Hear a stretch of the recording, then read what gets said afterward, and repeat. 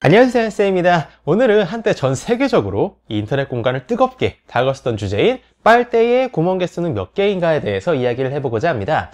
이 주제가 불거졌다는 게 지금부터 시간이 약간 좀 지났기 때문에 아마 지금에 와서는 이 주제에 대해서 답을 하나로 정해놓고 영상을 보고 계신 분들이 많을 거라고 생각을 하는데요.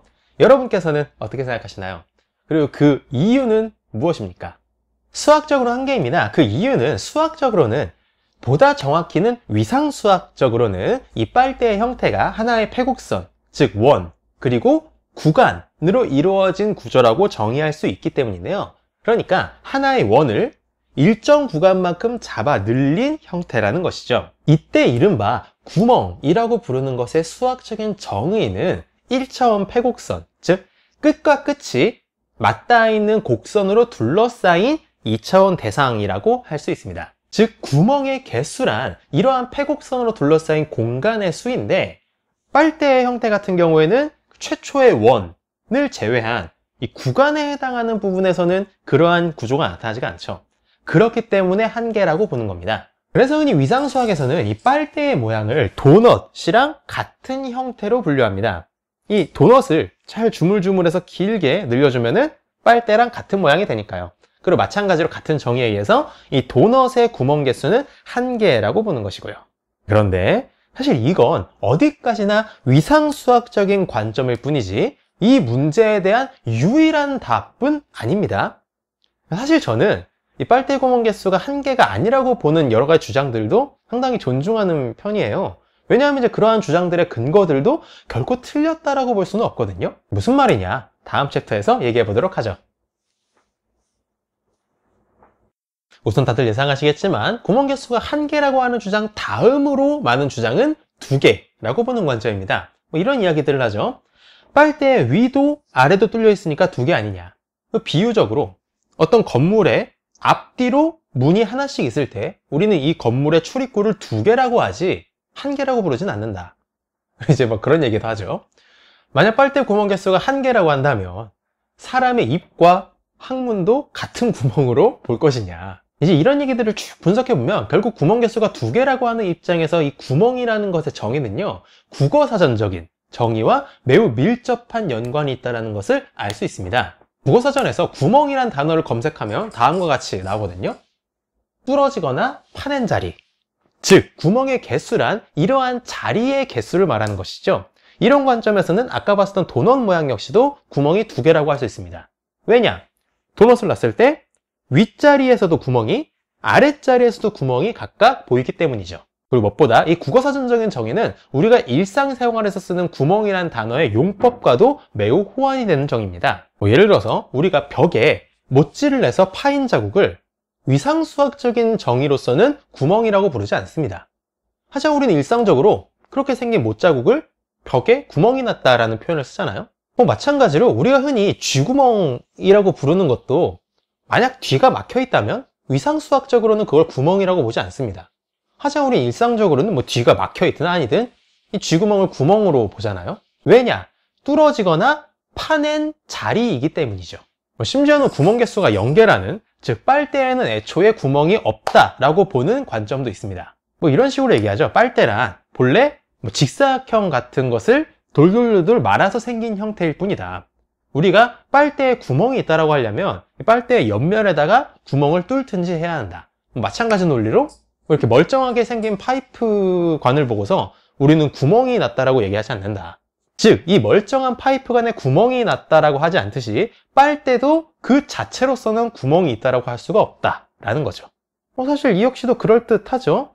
이 관점을 해석해보면 결국 빨대란 것은 빨대 고유의 형태가 정의가 되는 것이고, 이것을 구멍이니 구간이니 이런 것들로 해석하는 것을 부정하는 입장입니다. 이 근거대로라면 도넛 역시도 구멍이 있다고 볼 수 없습니다. 도넛의 본래 형태가 그렇게 생긴 거라고 가정하면 말이죠.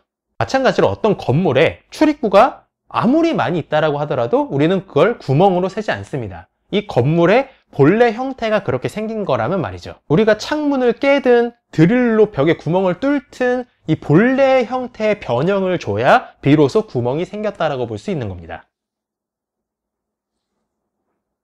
사실 마지막 관점인 구멍 개수가 0개라고 하는 주장은 다소 억지스러운 감이 없지 않아 있죠.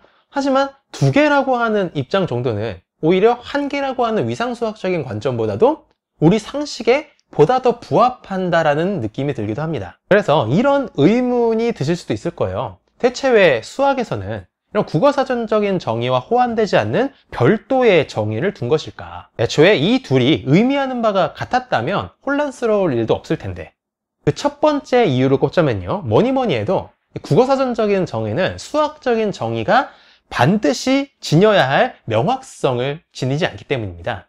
다시 한번 구멍의 국어사전적인 정의를 보면요, 뚫어지거나 파낸 자리인데 대체 얼만큼 파내져야 우리는 그것을 구멍이라고 하는 걸까요?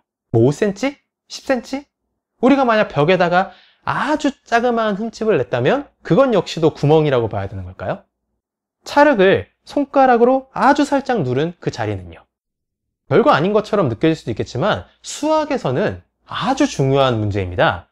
수학에서는 어떤 하나의 용어 정의를 두고서 여러 가지 해석이 나올 수 있으면 안 되거든요. 동일한 공리계를 가정하고 있단 말이죠. 그럼 선생님, 어찌됐든 간에 수학적으로도 아주 명확할 수 있도록 빨대 구멍의 개수를 2개라고 정의할 수는 없는 겁니까? 라고 한다면 그렇게 정의할 수도 있습니다. 하지만 만약 그렇게 정의를 허용해서 2차원에서의 구멍의 정의와 3차원에서의 구멍의 정의를 별도로 둬버린다면 마찬가지로 모든 차원, 모든 제각기 다른 공간들에 대해서 우리는 구멍의 정의를 제각기 별도로 다 둬야 되게 됩니다. 그게 아니라면 다른 모든 공간들에서는 동일한 정의를 적용하면서 오로지 3차원 공간에서만 구멍의 정의를 다르게 둬야 되는 것이죠. 이는 매우 번거로운 작업일 뿐만 아니라 사실 사용하기에도 거추장스러워요. 매번 해당 공간에 부합하는 용어의 정의를 찾아서 써야 되니까요. 근데 굳이 그럴 필요가 있을까요? 빨대의 모양을 하나의 회곡선과 구간으로 정의했으면 쉽게 끝났을 일을요. 수학에서는 이런 불필요한 용어의 정의를 하는 행위를 피합니다.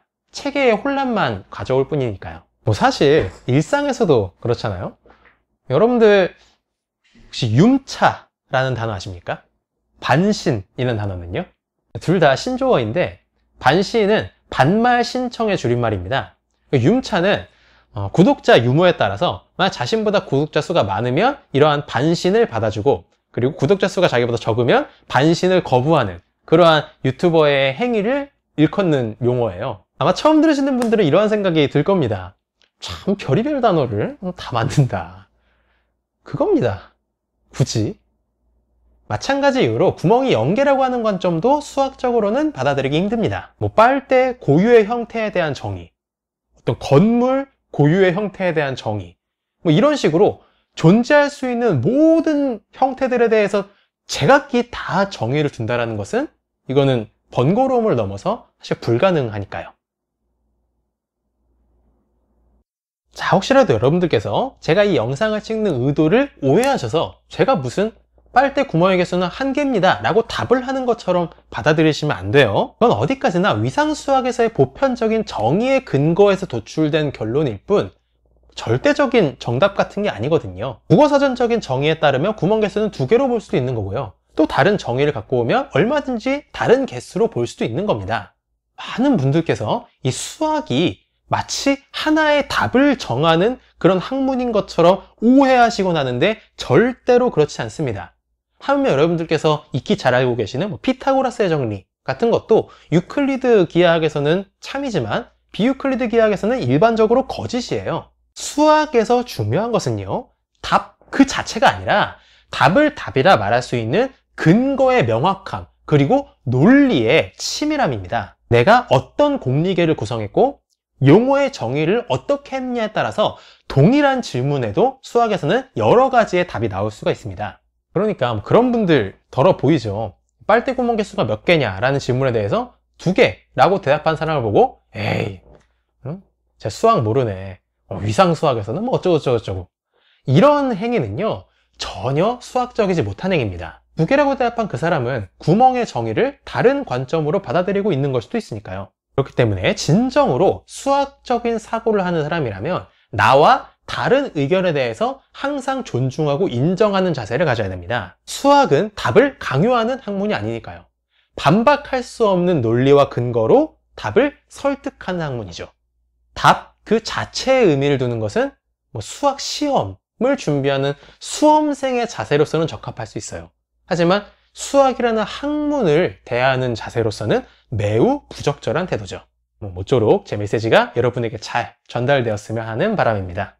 오늘 준비한 내용 여기까지고요. 전 다음에 또 재밌고 유익한 수학 영상으로 찾아뵙도록 하겠습니다. 오늘도 긴 시간 경청해 주셔서 감사합니다.